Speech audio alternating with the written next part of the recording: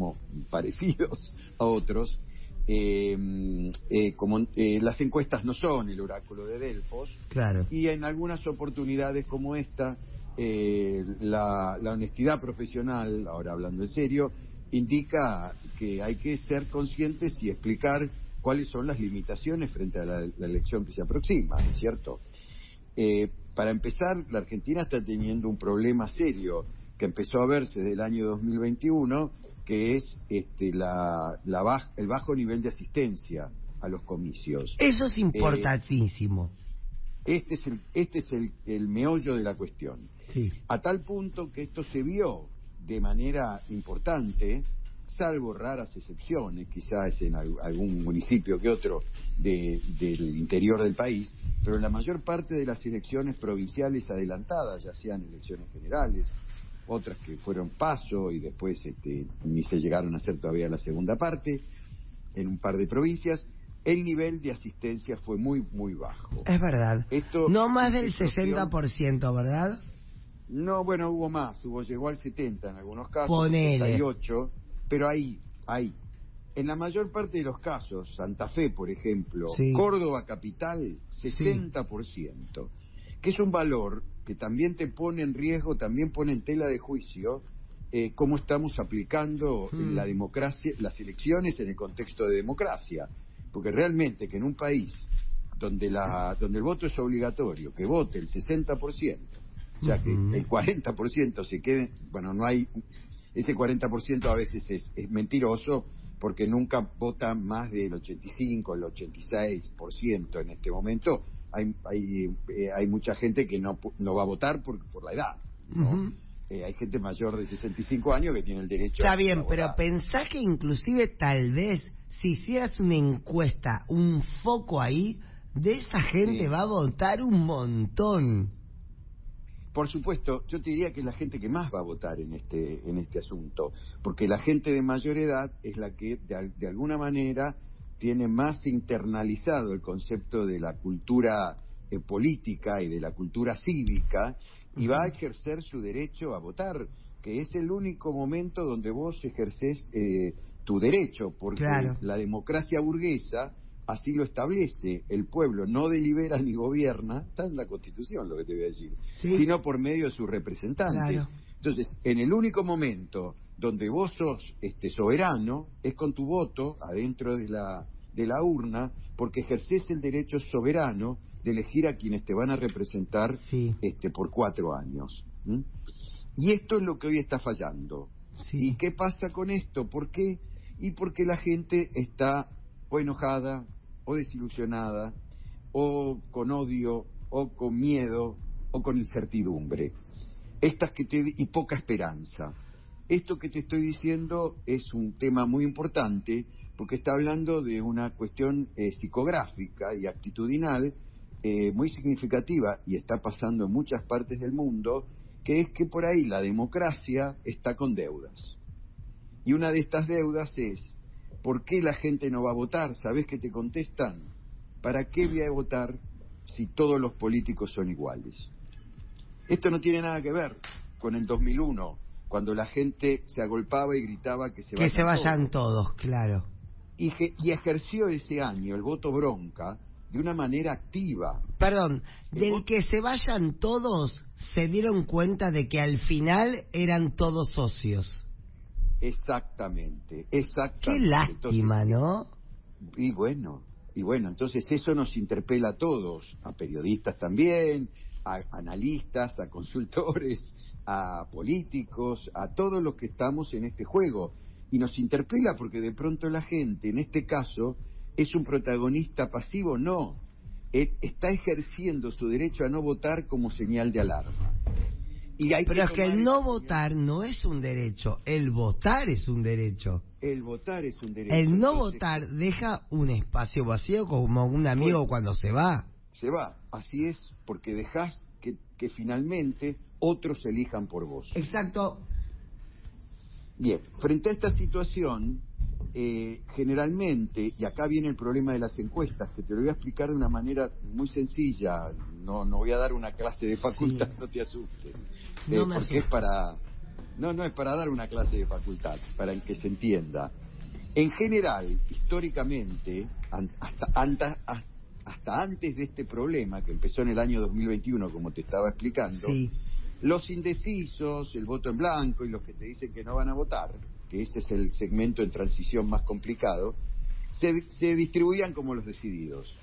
Entonces, ¿qué significa eso? Que vos hacías una distribución proporcional de ellos y te daba prácticamente, con error, por supuesto, la encuesta tiene un error, pero ese error era controlado si hacías bien esa encuesta, tomando en claro y efectivizando los pasos estadísticos para que sea una encuesta bien hecha, se distribuían proporcionales.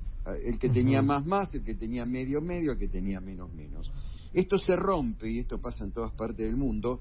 ¿Por qué? Porque en ese hoy, te voy a decir, ese segmento que yo te estoy nombrando, de votantes en transición, compuesto por los indecisos, los que te dicen que no van a ir a votar, y los que te dicen que van a votar en blanco, hoy, a una semana de las elecciones, pues una encuesta terminada el viernes pasado, representan el 16%. Es muy alto, y no sabes cómo distribuirlos. Y ahí está el problema de las encuestas. Si los proyectás, podés cometer un error. Porque no sabes cómo se van a distribuir. ¿Por qué? Porque están escondiendo cuál va a ser su actitud. Si te dice que está indeciso y ya está decidido de no ir a votar, es lo mismo que te diga que está indeciso y va a votar a alguien. Lo más probable es que ese indeciso que va a votar, seguramente a alguien, va a distribuirse como los decididos. Pero si en el medio hay un enojo especial, y pasa lo que pasó en el 21, que había enojo y desilusión con el gobierno nacional, que tuvo que ver con la salida de la pandemia, la cuarentena larga y el enojo que eso generó. El manejo de la pandemia, diría yo. Llámalo el manejo de la pandemia, fallas de comunicación, todo lo que se mete, porque no es un solo factor. Entonces, el que no fue a votar en mayor medida fueron los peronistas en el 21, y entonces descuajeringaron todos los pronósticos, que le daban a una mejor elección, le auguraban una mejor elección de la que realmente tuvo el frente, en ese momento el Frente de Todos.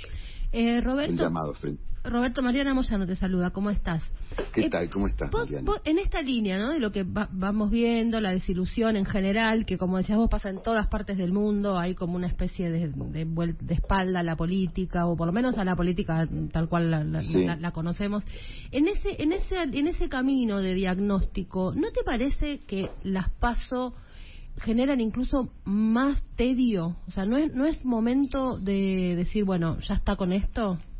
Probablemente tienen una serie de factores, pero fíjate vos, tenés razón, y eso lo venimos planteando hace bastante, el tema de las PASO, que muchas PASO fueron como un tema administrativo casi. Vos ibas a votar para nada, porque no había casi internas, claro, eran muy pobres las internas. Pero cuando pasa esto, extiende el clima electoral como un año, ¿no? Es como mucho. Pero claro, pero aparte, en este caso vos decís, pero cuidado acá, olvídate la interna oficialista, que todo el mundo sabe que no es una interna, digamos, a cara de perro, y es una interna con una diferencia importante.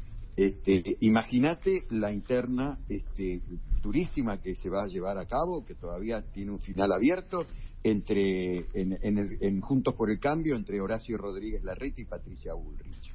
Sin embargo, la gente tampoco no tiene muchas ganas de ir a votar.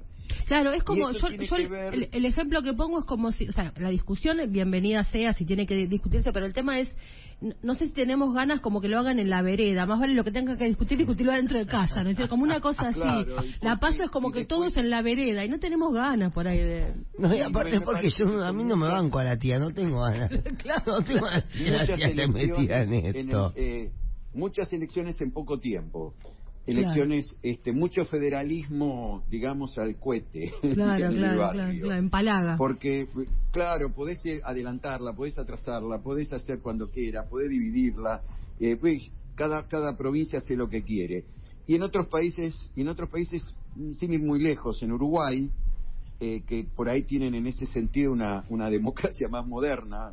Quizá los uruguayos nos llevan bastante tiempo porque... No, te juro, conozco a los uruguayos. Son menos también, ¿no? En un país más chiquito. Te lo juro, Es más te juro que no nos llevan más tiempo, Pero no, te quiero decir, los uruguayos tienen una democracia más sencilla. Se vota cada 5 años, se vota todo junto cada 5 años, intendente, presidente, diputados, senadores, y hay un instrumento moderno, democrático moderno, que hace participar a la gente cuando hay las firmas necesarias, que se llama el plebiscito o el referéndum.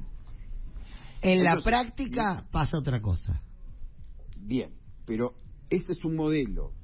Acá el problema que tenés, y estoy de acuerdo con lo que me planteaba Mariana, es cuidado porque se juntan muchas elecciones en un año, sí, y la gente empieza a agotarse. Sí, es verdad. Y periodísticamente hay mucha presencia de esa elección, sí, y bueno, eso es para el juego nuestro que estamos en la política y que estamos en este tema que nos encanta y estamos viendo cada elección y analizando cada una, pero la gente por ahí ya no quiere tanto.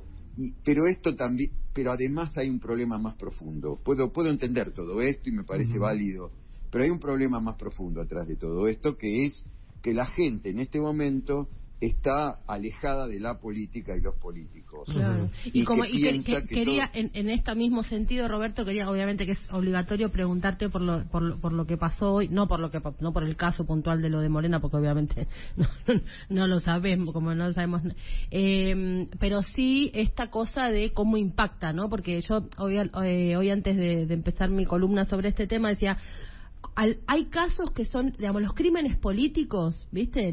Los que estamos en política los podemos leer desde la política. Entonces, en un punto es más fácil. El tema de este tipo de situaciones es que no son crímenes políticos, es delincuencia común, pero tenés que leerlo también políticamente porque tiene un impacto. Entonces es todo vidrioso, ¿no es cierto? Empantanado, y esto genera un efecto mucho más, sí, claro, en un clima así por supuesto, tedioso. Porque algo que porque vos decís algo que se produce donde hay paz, ¿no? Claro. Donde si estamos en los países nórdicos, ¿no es cierto? Y se produce un asesinato de estas características, se le leerá como un asesinato y punto, ¿no es cierto? Ahora, acá en Argentina, donde estamos todos con la piel escaldada, claro que si nos tiran agua en caliente, por supuesto que nos vamos a sentir que se nos está quemando todo el cuerpo. Pero, por supuesto, cualquier gota rebalsa el vaso. Y quienes mejores hacen agua para su molino ya sabemos quiénes son. Por supuesto. Y después viene la política que trata de aprovechar al mango cualquier situación de esta naturaleza que puede... Y estamos en esta realidad. Pero bueno, ya las PASO están largadas, esto se va... Pero además les quiero decir, para la tranquilidad de todos, que esto se va a ir acomodando, estos melones se van a ir acomodando en el carro. Sí, el tema es que falta muy poco para ese voto, entonces claro, en esa... Pero se van a acomodar después de las PASO. Sí, ahí por se eso. Van a acomodar, porque ahí vamos a ver todo con más claridad. Ahí vamos a entender cómo la gente fue a votar, ahí nos vamos a dar cuenta quién no fue a votar y a quién pertenece. Y ahí vamos a poder, cada uno va a poder repensar la campaña. Roberto, eso es lo bueno que puede venir. Roberto, última pregunta por mi parte, tiene que ver con la juventud. Tiene que ver con ese caudal de votos, que tiene que ver con de 16 a 18, 19, 20, ponele, que antes... Sí, 25 es el segmento, 16 ponele, que antes estaba tan ilusionado, que supo mirar con enorme amor a un caudal... Al fenómeno del kirchnerismo. Exactamente, y que ahora no sabemos qué pasa. Bueno, ese segmento es el más golpeado por la crisis de la Argentina, por esta crisis que empezó, por la pandemia. Y antes, yo creo que el gobierno de Macri en el 2015 empezó con el problema que le comenzó a quitar probabilidades a esta gente, a este chico que terminaba el secundario, que veía hacia adelante y veía que sus compañeros más grandes que no conseguían laburo, que recibirse en una época cuando nosotros éramos chicos, recibirse era como, ¿no? Te garantizaba de alguna manera el título, el futuro, y hoy eso no ocurre. Preguntale a un médico que trabaja en hospitales municipales recién recibidos o que es residente y viven muy mal, tienen un sueldo realmente indigno. En ese segmento hay problemas para votar, y ese es el segmento donde más penetran en este momento los candidatos disruptivos. Uno de ellos se llama Javier Milei, y en segundo término lo tenés a Juan Grabois. Cada uno disrumpe, porque Juan Grabois disrumpe desde otra perspectiva. Uno disrumpe por derecha, el otro disrumpe, como no hay más izquierda, vamos a decir, por el progresismo, si querés llamarlo de alguna manera, o por el campo popular. Mira, es la primera vez que mete a uno con el otro, la primera vez que lo escucho, ¿eh? Sí, está ganando votos ahí, Grabois. Yo el otro día me preguntaban y le decía, mira, si vos haces un cálculo de la campaña de Grabois, con lo que invirtió y lo que está sacando, que no lo puedo decir, pero no es un número muy alto, pero es un número más alto de lo que se esperaba. Grabois, a costo-beneficio, tuvo una campaña excelente. ¿Por qué? Porque llegó a quienes los políticos tradicionales no podían llegar. De la gente joven que no se enganchaba con un líder de derecha. Esta es una realidad. Pero bueno, no te quiero decir para ganar en el segmento, claro, pero para comenzar a generar una nueva esperanza en ese segmento. Te agradecemos un montón. Esto recién empieza. Esto recién empieza. Yo recién me puse el cinturón de seguridad, mira, en montaña rusa. Acuérdense de mi honestidad brutal, de que no me critiquen, que los resultados, y no se enojen con los encuestadores. No, simplemente los ignoramos. Roberto Bachmann, analista político. El tema, Paso 2023, gracias. De 15 a 18, honestidad brutal.